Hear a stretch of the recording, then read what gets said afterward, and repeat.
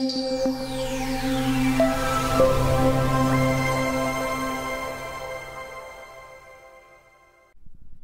guys, welcome to the DBT episode on distress tolerance. Yes, that is a large bowl filled with ice and water, and I will soon be sticking my head in it. And proof that there's still ice and water in here. And 3, 2, 1.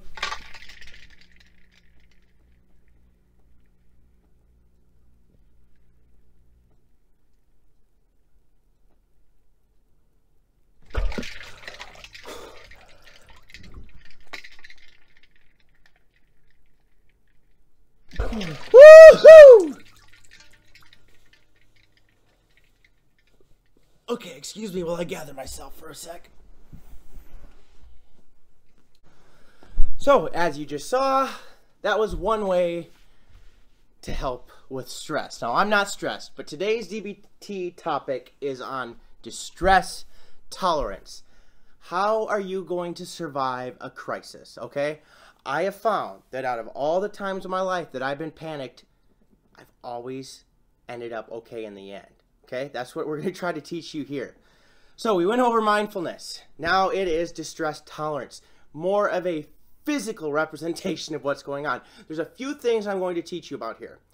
I like to start out with the bucket of ice and water. Now let me tell you, that's part of something called TIPP.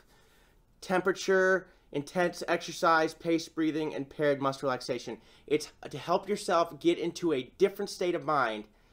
So let's say you're having a panic attack, or you're just in a really stressful situation.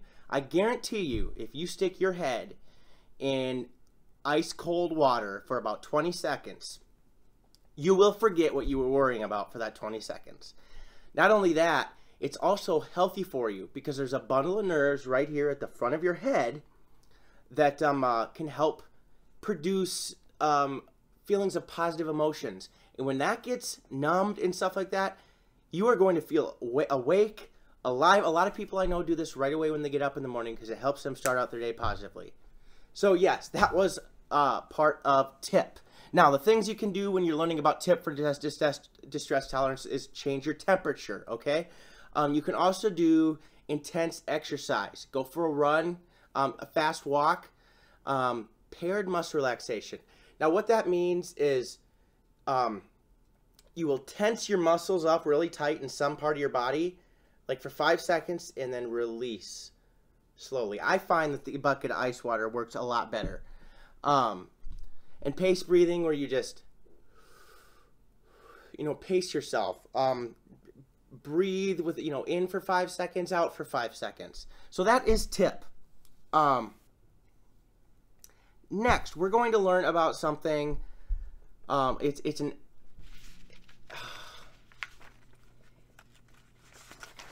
an acronym. It's ACCEPTS. ACCEPTS. And here's what each letter stands for.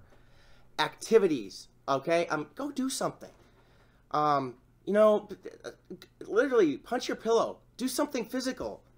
Contributing. Go do something for somebody else. I have found that when I'm doing something for somebody else, I always feel a little bit happier inside because I know that the other person is appreciating it and the Lord is appreciating that I'm doing that for them. Comparisons. Look at yourself and go, man, this situation is bad, but was it as bad as 2 weeks ago when I thought I was going to fall off a bridge and get stuck underneath the car in the water? Probably not. This situation is better, okay? Emotions. Find the opposite. So if you're sad, go to Google and type in a picture of happy puppies or something you absolutely love, okay? Whatever you love, puppies, kittens. If you're feeling mad, go type in something, happy. If you're feeling sad, happy. Opposite emotions. Push away. So push away these thoughts, okay? Just imagine a bulldozer's in your head and you're literally physically pushing those thoughts away. You don't need to worry about it right now. It's not that big of a deal. Now work on changing your thought process in general. Say the alphabet backwards. It's hard to do. Okay, I probably can do it right now without focusing. And it will get your mind distracted from what's really going on. And last part of accepts is sensations. This is wonderful.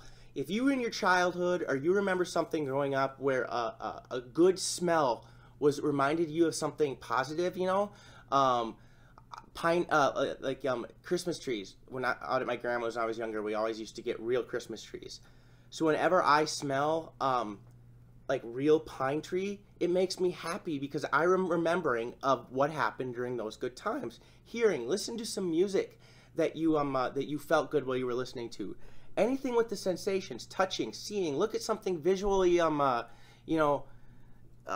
sensational or something that you're going to enjoy. So that's accepts. Activities, contributing, comparison, emotions, push away, thoughts, and sensation. Next, we're going to look at an acronym named IMPROVE. This stands for imagery. And what I mean by imagery in this sense, imagine yourself being successful. If there's something you're afraid of doing throughout the day and it's causing some panic, imagine yourself doing that successfully and ending the day on a great note. Imagine completing that last college class you're struggling to complete. Imagine successfully cooking dinner for 20 people. I don't know, I'm just throwing stuff out there. If you imagine that doing it successfully, no matter how hard it is, and no matter how little that affects your brain, it is going to help you. Meaning, why? Why am I worrying about this and what is the big deal? Okay? And put things in perspective. Prayer. Prayer is the most important thing. Pray to your Lord and Savior, Jesus Christ, that things will be okay and that in the end, ultimately, everything will be okay because you're going to live eternally in heaven. If you can keep that in your mindset, you will never be as completely in despair as the human that doesn't have Jesus Christ in their heart because they don't have anything to look forward to. We have everything to look forward to, and that's what the power of prayer can do. Relaxation.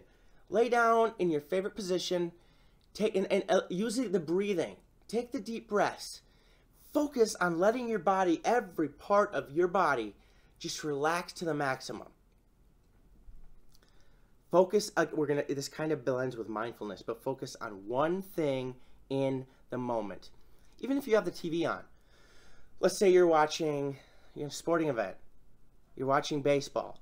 The person in the batter's box up to bat and the pitcher facing him, just focus on that thing, that single level of existence at that moment, or anything that you like to watch.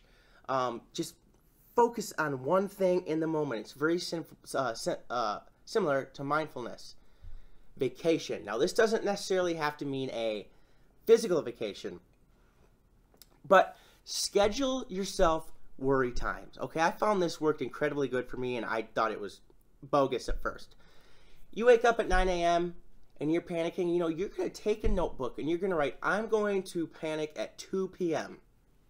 So that means until 2 p.m., I can live great, I can be happy, I can do the things I was supposed to do. And then at 2 p.m., you can worry about worrying. But don't set a schedule for when you're going to worry. Unbelievably, it works. It works excellent, actually. So that's what I mean by you're taking a vacation from negative thoughts. And then you'll deal with them at the time being. And after a few hours have passed, honestly, you're going to feel that it's not that big of a deal anymore. It's an amazing thing to do. And then encouragement. Encourage yourself to do better. Encourage yourself to do better and know that you are going to get through the day positively. Self-talk. Positive self-talk. Other people can encourage you, but you encourage yourself. You're the best motivator for yourself is yourself. Okay? I'm going to get through this day, all right? I'm not going to be panicking all day. I'm going to go to bed happy, say my prayers, and I'm going to wake up the next day and feel good again. Encourage yourself. Okay, and that is the last letter of improve. Now we're going to talk about pros and cons. So let's say you're thinking about making a dumb, bad decision, okay? What you're going to do is you're going to literally take the time to think this out. What is the pro of making this decision, and what is the con of making this decision? There's some really things that you can, it's like, okay, you know what? I don't want to mow the lawn today because I'm having a panic attack. Well, what's the pro of that? There isn't really a pro except being more afraid, I guess. The con is it's going to keep getting longer and longer and longer and look crappier and crappier and crappier. Or it can be, I don't want, you know what, I really don't think I want to go out and hang tonight because I'm just worried. Okay, the con of that is you're not going to have any fun at all. There is really no pro to that. So put things in perspective with the pros and cons. There can be much more serious things that I don't want to address here about what can happen with pros and cons. And finally, the last part of distress tolerance is radical acceptance. And what that means is no matter how bad you feel, how hard you've tried, if a situation is going to end up negative, you just radically accept it. In a certain, I'll put it this way. Let's say I have the flu and I hate throwing up. One of the worst things ever. And I'm just like, I'm going to fight this. I feel like crap, blah, blah. Just radically accept that you're sick. Throw up. Get it over with. And this can be in, let's put it this way, in more serious terms, like a marriage. Let's say you're going through a divorce.